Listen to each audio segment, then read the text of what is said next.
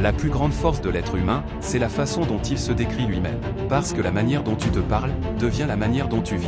Si tu te décris comme faible, tu recules. Si tu te décris comme perdu, tu t'égares. Si tu te décris comme incapable, tu abandonnes avant même d'essayer. Mais si tu te décris comme fort, tu résistes. Si tu te décris comme courageux, tu affrontes. Si tu te décris comme capable, tu avances, encore et encore. Ta description intérieure devient ta direction extérieure. Alors fais attention à tes mots, parce qu'ils ne sont pas juste des mots, ce sont des ordres. Chaque « je suis » que tu prononces, ton esprit l'écoute, ton corps l'exécute, ta vie le confirme. Maintenant écoute bien, frère, regarde l'homme qui ne connaît pas sa valeur en amour. Cet homme-là, il se décrit sans le savoir. Il dit « Je ne suis pas assez. Je dois prouver. Je dois supplier pour être aimé. » Et qu'est-ce qui se passe? Il accepte le minimum. Il tolère le manque de respect. Il reste là où il n'est pas choisi. Pourquoi? Parce que dans sa tête, il s'est déjà positionné en dessous. Un homme qui ne connaît pas sa valeur, aime avec peur. Il donne tout, mais pas avec puissance, avec insécurité. Il parle, mais pas avec vérité, avec besoin. Il reste, pas par choix, mais par manque. Et les gens ressentent ça. Ils sentent qu'ils doutent. Ils sentent qu'ils s'accrochent. Ils sentent qu'ils se perdent pour être acceptés. Et quand tu te perds pour quelqu'un, tu montres au monde entier que tu ne te choisis même pas toi-même. Alors comment veux-tu que quelqu'un te choisisse? Ce n'est pas l'amour qui le fait perdre, c'est la manière dont il se voit dans cet amour. Maintenant regarde l'homme qui connaît sa valeur. Il ne court pas, il attire. Il ne supplie pas, il sélectionne. Il ne s'efface pas, il s'affirme. Pourquoi? Parce que dans sa tête, il a déjà décidé. Je suis suffisant, je suis digne, je suis une priorité. Et ça change tout. Il marche différemment, il parle différemment, il regarde différemment.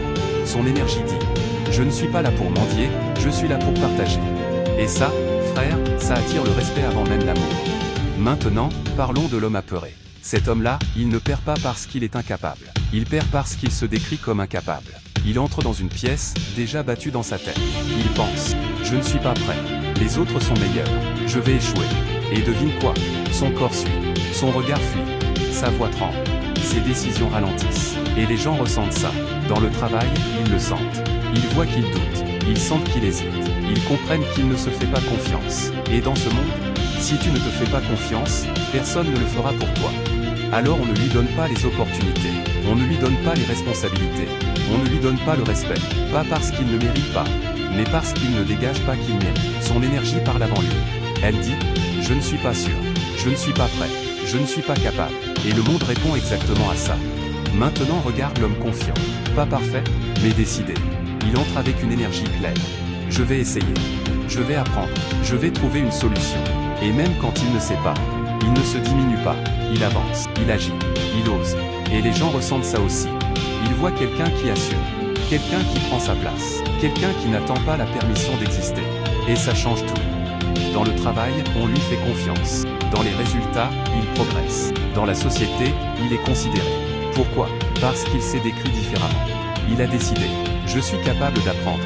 Je suis capable de m'améliorer.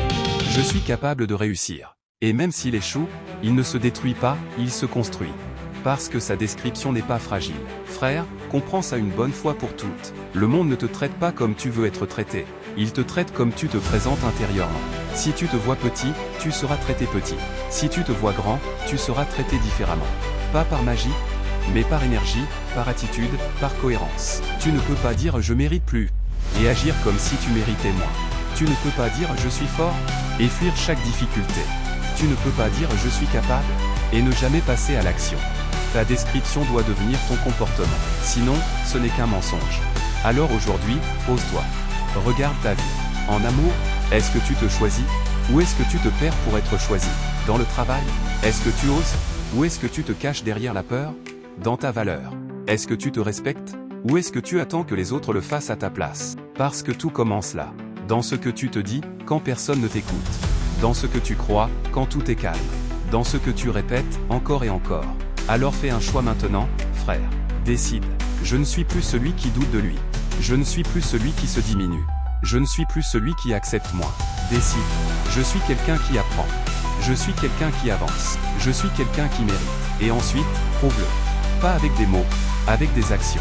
Petit à petit. Un pas, puis un autre, puis encore un autre. Parce que la transformation ne vient pas d'un discours, elle vient de la répétition. Répète qui tu es devenu. Jusqu'à ce que ça devienne naturel. Répète tes nouvelles pensées, jusqu'à ce qu'elles remplacent les anciennes.